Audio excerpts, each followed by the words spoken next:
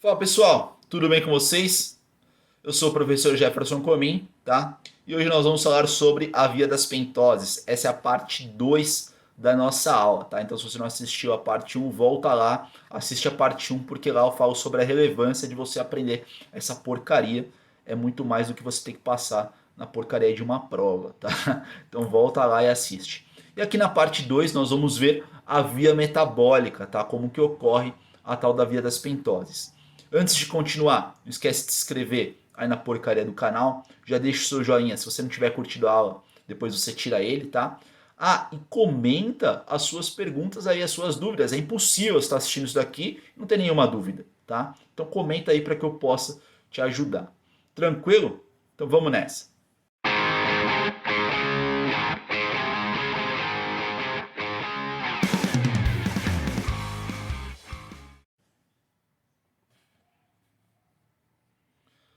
Bom, pessoal, então na parte um da via das pentoses eu falei para vocês a relevância de você aprender isso. E a gente sabe que a via das pentoses é importante para que você possa obter um açúcar com 5 carbonos que vai constituir o RNA ou então até mesmo o DNA. E a outra grande relevância da via das pentoses é você obter o NADPH, que é fundamental para a síntese de ácidos graxos, tá? O que acontece aqui durante a via das pentoses? Bom, a gente começa igual a gente começou a glicólise. Então a glicose é um açúcar com 6 carbonos, é uma hexose. Tá? O Brasil quer ser hexacampeão. O Brasil tem 5 Copas do Mundo, ele é pentacampeão. Ele quer ganhar mais uma Copa do Mundo para ter 6 Copas do Mundo. Logo ele será hexacampeão. Uma hexose é um açúcar que tem 6 carbonos. E a glicose é o melhor exemplo disso. Tá? A glicose entra na sua célula, só que a glicose é extremamente interesseira. Tá? O que acontece aqui? Dá uma olhada aí na tela. Nós temos a glicose, tá? Esse é o formato como encontramos a glicose na natureza. Então nós temos aí representado o carbono 1, carbono 2, carbono 3, carbono 4, carbono 5, carbono 6. O que acontece basicamente aqui? O que eu gosto de fazer? Eu gosto de simplificar isso aqui para ficar mais fácil, para que vocês possam entender, mas também para que eu possa explicar para vocês. Então, eu vou tirar todos os outros constituintes dessa glicose e vou deixar essa glicose sendo representada só por carbonos. Então, nós temos aí 6 bolinhas representando os 6 carbonos da glicose, tá? Essa glicose, assim que ela entra na sua célula, eu gosto de brincar que a glicose é extremamente interesseira. Você tem que dar alguma coisa para a glicose, porque senão ela sai fora, ela sai da sua célula, tá? O que você precisa fazer para que essa glicose permaneça na sua célula? Você precisa doar um fosfato para essa glicose, tá? Quem vai fazer isso é uma enzima chamada hexoquinase. E aí eu puxo a orelha de quem é nutricionista, porque a hexoquinase só funciona se tiver magnésio. E aí é importante você fornecer esse tipo de micronutriente para o seu paciente, tá? Bom, essa glicose entra na célula, a gente vai dar um fosfato para essa glicose. Quem que faz isso é uma enzima chamada hexoquinase, que precisa do magnésio. Esse fosfato ele vem do tal do ATP, adenosina trifosfato. Nós tiramos um fosfato do ATP e colocamos esse fosfato que nós tiramos no carbono 6 dessa glicose. Automaticamente o ATP passa a ser ADP. E a glicose agora nós vamos chamar de glicose 6-fosfato. Pessoal, presta atenção no nome. Glicose 6-fosfato. Por que ela chama glicose 6-fosfato? Porque ela tem fosfato? Tem. Onde está esse fosfato? No carbono 6. De qual molécula? De uma glicose. Por isso que a glicose 6-fosfato não pode chamar adamastor. Tá? Ela tem que chamar glicose 6-fosfato. Porque o nome da molécula fala pra gente a característica dela. Não pode chamar João, Maria, Damastor, sei lá, Spermatocleiton. Não pode, tá? Tem que chamar glicose 6-fosfato. Volta a olhar para a tela aí. Bom, essa glicose 6-fosfato ela vai sofrer uma reação. Agora a gente começa a entrar na via das pentoses, tá? Até a glicose 6-fosfato é o mesmo passo em comum para sintetizarmos glicogênio, para irmos para a glicólise e também para a via das pentoses. Bom, essa glicose 6-fosfato ela vai sofrer a atuação de uma enzima chamada glicose 6-fosfato desidrogenase. E aí você que está aí parado me assistindo, o que você acha que uma desidrogenase faz? Ela coloca hidrogênio ou ela tira hidrogênio? Você faz essa pergunta. É óbvio que ela vai tirar hidrogênio, tá? E ela vai tirar esse hidrogênio e vai doar para quem? Vai doar esse hidrogênio para o NADP, tá? NADP. Gente, é NADP, não é NAD+, é NADP. Ele tem um fosfato a mais, tá? Do que o NAD+. Então, presta atenção. O NAD+, que nós já vimos, que nós trabalhamos com ele lá na glicólise anaeróbia, que nós trabalhamos com ele na descarboxilação do piruvato, que nós trabalhamos com ele no ciclo de Krebs, o que acontece? Esse NAD+, ele se transforma em NADH mais H+. Esse NADH mais H+, ele vai para a cadeia respiratória, para a fosforilação oxidativa, e nós vamos obter ATP através desse NADH mais H+, tá? Agora nós estamos trabalhando com um cara chamado NADP. Esse NADP ele vai se transformar em NADPH, só que ele não vai, de novo, ele não vai para a cadeia de transporte de elétrons, ele não vai nos fornecer ATP. Não, definitivamente ele não vai. Chega! Isso é muito importante, é só se você grifava isso daí no seu caderno. O que acontece? Esse NADP e vai entrar aqui na nossa reação e vai coletar hidrogênio. E automaticamente vai se transformar em NADPH. E esse NADPH ele é fundamental para a síntese de ácidos graxos, que nós vamos ver mais à frente. Tá? Então, de novo, o que é importante saber? O NADPH ele vai para a cadeia de transporte de elétrons nos fornecer ATP? Não, definitivamente não. Tá? O que vai acontecer com ele? Ele vai ser fundamental para sintetizarmos ácidos graxos. Volto a olhar para a tela. Bom, nós temos então a glicose 6-fosfato, vem a enzima chamada glicose 6-fosfato desidrogenase. Tá? O que a gente vai fazer? O que essa enzima vai fazer? Ela vai tirar hidrogênios da glicose 6-fosfato. Tá? Lembra que eu só estou representando os carbonos e o fosfato dessa molécula, mas tem hidrogênio aí no meio. A gente vai tirar hidrogênios da glicose 6-fosfato e vamos doar para o NADP+. Automaticamente esse NADP+, passa a ser NADPH. E o que sobra da glicose 6-fosfato, olha que nome bonito. Nós vamos chamar de glicono delta-lactona 6-fosfato. Olha que nome mais lindo, mais maravilha. Tá? Por que a gente tem que representar com esse delta? Na verdade, provavelmente você já deve ter visto o delta. E o delta é aquele triângulo maiúsculo que a gente aprendia no ensino médio na fórmula de Bhaskara. E delta significa diferença, tá? O delta minúsculo, que é o que eu estou representando para vocês aí, o que ele significa? O delta minúsculo, ele significa diferença de carga, carga parcial, tá? Então, essa molécula que nós estamos estudando, ela tem uma carga parcial. Por isso que a gente tem que ilustrar com esse delta minúsculo. Volto a olhar para a tela aí. Bom, nós temos aí o glicono delta-lactona 6-fosfato. O que vai acontecer aqui? Vem uma enzima chamada lactonase e através da utilização de uma molécula de água, a gente vai inserir uma hidroxila nesse cara. Tá? E aí a gente vai acabar, pensa, ó, H1, H2O. Nós temos dois Hs e um oxigênio. A gente vai pegar uma hidroxila. A hidroxila é constituída por OH. O que sobra? Só sobra um íon H+, quando a gente utiliza a molécula de água. Tá? E nós vamos inserir essa hidroxila na glicono delta-lactona 6-fosfato. Tá? Qual molécula que nós vamos obter? Nós vamos obter a 6-fosfogliconato. Tá? Só que aí eu quero representar para vocês mais ou menos o que vai acontecer aqui. Bom, pessoal, a gente tem aí a glicono delta-lactona 6-fosfato. Então dá uma olhada aí nessa molécula. Nós temos aí carbono 1, 2, 3, 4, 5, 6, fosfato ligado ao carbono 6. E por que ela consegue adquirir esse formato aí de piranose, forma esse anel, que nós chamamos de anel de Pirano? Por quê? O carbono 1 está ligado ao carbono 5. Então dá uma olhada, ó, o carbono 5 lá representado de azul, carbono 1 de verdinho, tá? E quem liga o carbono 1 ao 5 é esse oxigênio. O que acontece? Vem a enzima chamada lactonase e ela quebra essa ligação, tá? Ela vai lá e quebra essa ligação entre o oxigênio e o carbono 5. Ao mesmo tempo que ela quebra essa ligação, ela acaba inserindo uma hidroxila lá no carbono 5, tá? Essa hidroxila veio de onde? Essa hidroxila veio da molécula de água que nós utilizamos. Olha lá a inserção dessa hidroxila no carbono 5. Tá?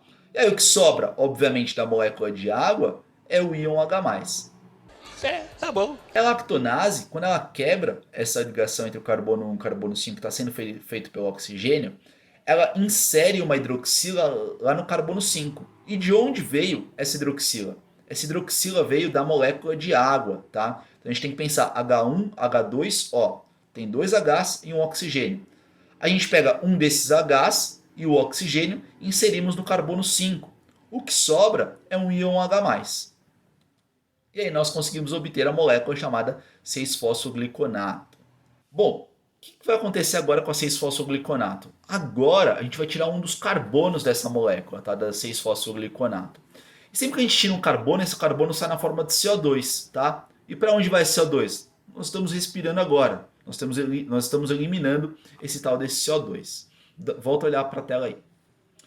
Bom, a 6-fosfogliconato, então, ela tem lá os 6 carbonos. Nós já trabalhamos com uma molécula de água, já usamos uma molécula de água, tá? A 6-fosfogliconato ela vai sofrer a atuação de outra desidrogenase. E aí é óbvio, a gente já sabe se é desidrogenase, a gente tira hidrogênios. Vem uma enzima chamada 6-fosfogliconato desidrogenase. Ela vai lá e tira hidrogênios e doa esse hidrogênio para o NADP+. Automaticamente, NADP+, passa a ser NADPH. Só que, ao mesmo tempo que a gente faz isso, a gente acaba tirando o carbono 1 da 6-fosfogliconato. Então observa lá, 6-fosfogliconato tem 6 carbonos. Um está em verde, tem 2 em vermelho para vocês, 3 em azul e o fosfato lá no carbono 6. Tá? O que a gente faz? 6-fosfogliconato desidrogenase tira hidrogênios da molécula e ao mesmo tempo nós vamos tirar esse carbono 1 aí da molécula. Tá? A gente vai tirar ele fora. Quando a gente tira esse carbono fora, ele sai na forma de CO2. Quantos carbonos sobram? Olha lá, sobra só 2 em vermelho e 3 em azul. E nós conseguimos obter uma molécula chamada ribulose 5-fosfato. Algumas coisas que eu quero que vocês notem aí na nossa via das pentoses. Primeiro, nós temos uma reação que ela é irreversível e as outras elas são reversíveis. Dá uma olhada aí.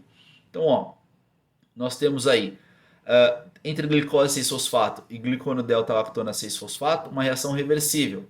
E depois entre 6-fosfogliconato e ribulose 5-fosfato outra reação reversível. Olha como as setinhas em preto, elas apontam, são duas vias, né? Vai e volta.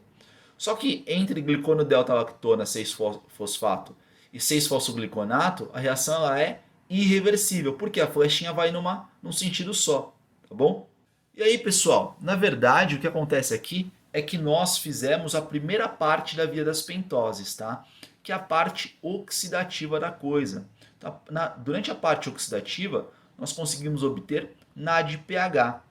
Quem que vai fazer muito dessa via das pentoses almejando essa parte oxidativa? Aqueles tecidos que eles vão sintetizar ácidos graxos. Agora, os outros tecidos do nosso corpo vão fazer via das pentoses? Vão, tá? Só que o principal objetivo desses outros tecidos vai ser a parte não oxidativa. Por quê? Logo na primeira Logo na primeira etapa da parte não oxidativa, nós vamos conseguir obter a ribose 5-fosfato. Volto a olhar para a tela aí.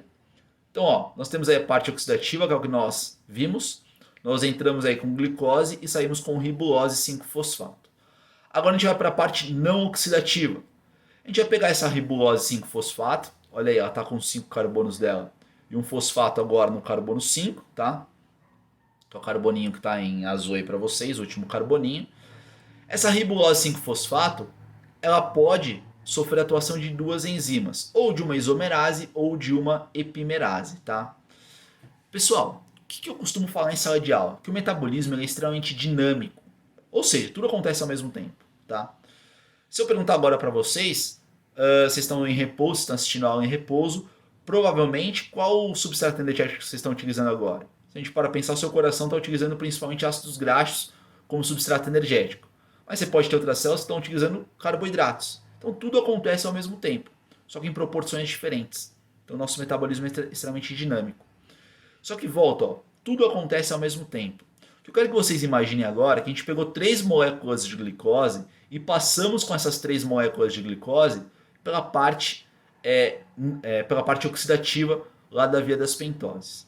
Então nós temos 3 ribulose 5-fosfato. Então de novo, peguei 3 glicoses, passei pela parte oxidativa, Terminei a parte oxidativa, agora eu tenho 3 moléculas chamadas de ribulose 5-fosfato, tá? Isso já vai fazer sentido para vocês. Volto a olhar para a tela aí. Então nós temos lá a ribulose 5-fosfato, ela pode sofrer atuação de uma enzima chamada isomerase ou então de uma enzima chamada epimerase, tá? Uma dessas 3 moléculas nós vamos pegar e nós vamos transformar em ribose 5-fosfato. Peraí, já ouviu falar de ribose 5-fosfato? Já. O RNA é formado por ribose 5-fosfato, tá? No caso do DNA, a gente tira um oxigênio dessa ribose e nós obtemos a desoxirribose. Volto a olhar para a tela. Uma molécula dessa ribose 5-fosfato se transformou em ribose 5-fosfato. E ela pode ser utilizada pelo seu tecido ou não, tá? E outra dessa molécula se transformou em xilose 5-fosfato. Provavelmente você deve estar se perguntando, Jefferson, quando que o meu tecido vai usar essa ribose 5-fosfato? Simples, quando ele estiver precisando sintetizar RNA. Tá? Quando ele estiver precisando sintetizar proteína, para isso ele precisa de RNA, para isso ele vai precisar de ribose 5-fosfato. No caso, a outra molécula é xilose 5-fosfato. Tá? E aí vamos supor que o meu tecido aí não quer nem a ribose 5-fosfato, a xilose 5-fosfato também não me serve de absolutamente nada. O que é mais interessante, eu jogar essas moléculas fora ou transformar elas em outra? É óbvio que o mais interessante é transformar essas moléculas em outras, já que eu não vou usar elas para nada, tá? E aí eu posso pegar essas duas moléculas e juntar elas. Pessoal, conta quantos carbonos tem na ribose 5-fosfato. Dá uma olhada lá. Carbono 1, 2, 3, 4 e 5. Mais um fosfato.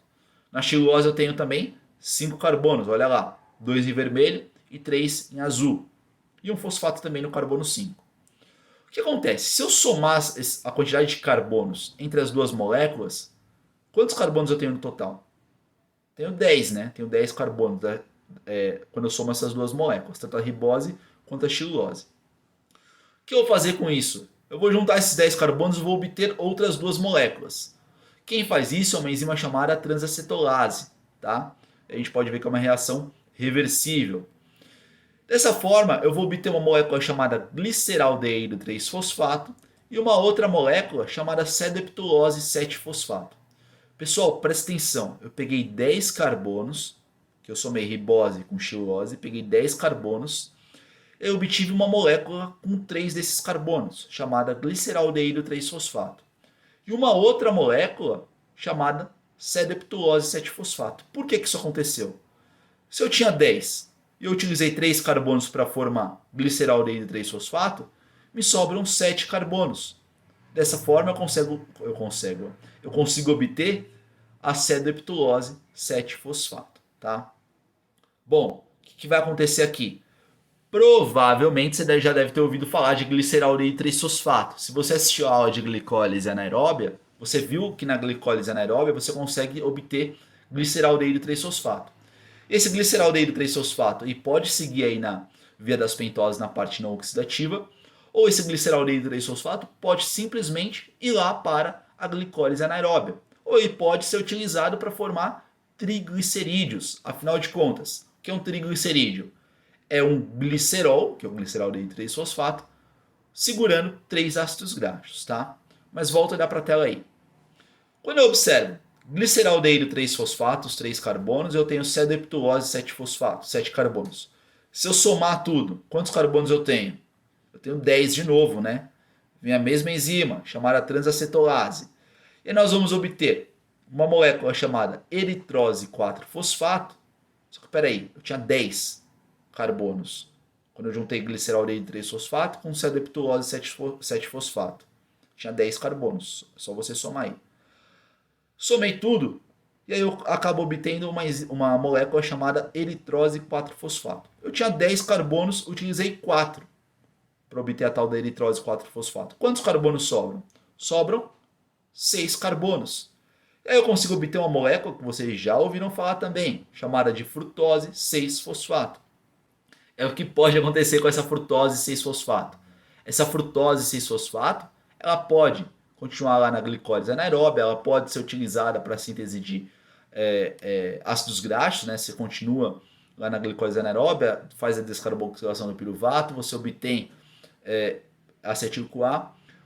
Esse acetil-CoA entra no ciclo de Krebs. Você pode ter um excesso de citrato. Esse citrato ele vai para a lipogênese, que é a síntese de ácidos graxos. Tá? Então, ó, nós já obtivemos duas moléculas que vocês já ouviram falar. Uma delas é o gliceraldeído 3-fosfato e a outra é a frutose 6-fosfato. Essa frutose 6-fosfato ela vai sair da nossa via das pentoses. Aí termina a nossa via das pentoses. Ela vai adquirir um desses caminhos que eu acabei de falar para vocês. Só que mesmo assim, acabou sobrando uma outra molécula lá, a eritrose 4-fosfato. Eu preciso que você se recorde que no começo dessa parte, eu falei para vocês que o metabolismo é dinâmico e que para fazer essa parte eu estava utilizando 3 moléculas de ribulose 5-fosfato. Até agora eu utilizei 2 dessas moléculas e ficou faltando uma dessas moléculas, que está lá em cima ainda. Volta a olhar para a tela aí. O que acontece? A frutose 6-fosfato vai lá para, vamos supor, para a glicólise anaeróbia. Ficou sobrando a eritrose 4-fosfato. O que eu vou fazer agora? Eu vou pegar outra ribulose 5-fosfato e vou transformar em outra xilulose 5-fosfato. Quando eu somo xilulose 5-fosfato com eritrose 4-fosfato, quantos carbonos eu tenho no total? Olha lá, eritrose tem 4 carbonos e xilulose tem 5 carbonos. Você que é um gênio da matemática, provavelmente chegou à conclusão que no total eu tenho 9 carbonos. Vê a mesma porcaria da enzima, chamada transacetolase. O que ela faz? Soma tudo. E aí quebra não exatamente no meio, mas quebra tudo. Soma os 9 carbonos e aí depois separa esses 9 carbonos. De maneira que agora eu tenho uma molécula com 3 carbonos chamada gliceraldeído 3-fosfato. Se eu tinha 9, usei 3, sobram 6 carbonos.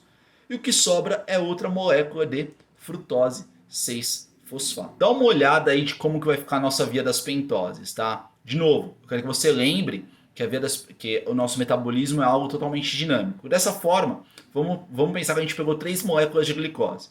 Peguei 3 moléculas de glicose, trabalhei com 3 ATPs, com 3 hexoquinases, obtive 3 glicose 6-fosfato.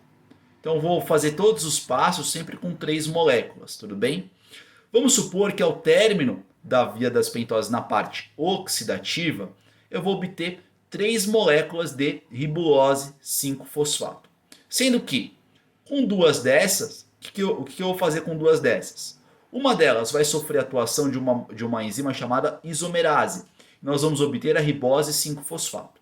Essa ribose 5-fosfato pode ser utilizada para sintetizar DNA, pode ser utilizada para sintetizar RNA ou então até mesmo o DNA, tá?